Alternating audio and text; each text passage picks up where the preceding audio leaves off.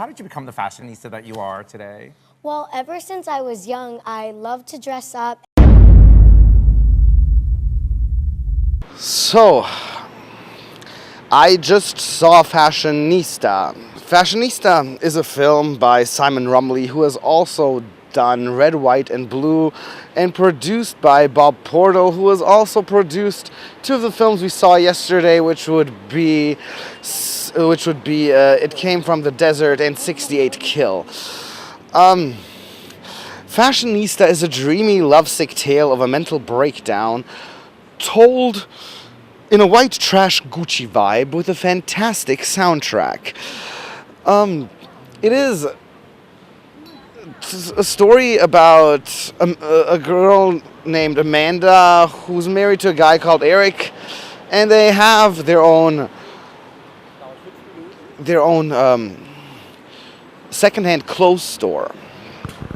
And the story starts in with her addiction to clothes, and that is shown very nicely, especially with this great soundtrack that goes really through all sorts of genres, but still manages to keep the same tone flowing throughout the whole thing. So the soundtrack is like maybe the best thing of the entire film, next to the great performances of the actors, which is incredibly nice. But the thing is, like, at the beginning, especially in the beginning, you get her clothes addiction is very nicely shown by really making the fabrics of the clothes have a louder sound than they actually would in real life. Like,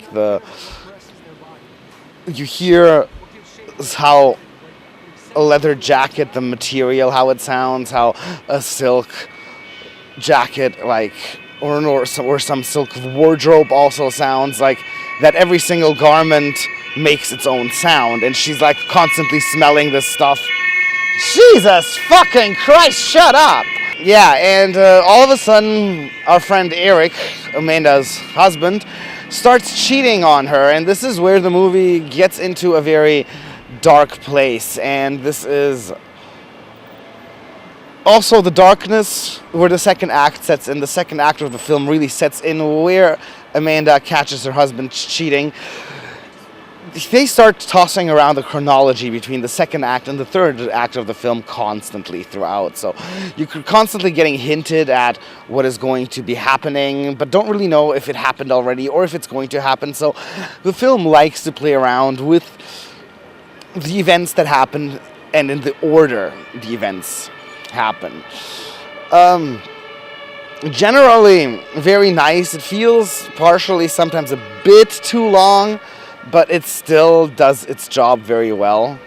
So this is like, if you're looking for something darker, looking for a movie that is more independent, that doesn't really want to do anything else but get its message across and show its art style, and doesn't really concern itself that much about how it will financially succeed at the box office, then this is for you. It is a very artsy, dark, meaningful little film. So yeah, it was pretty alright.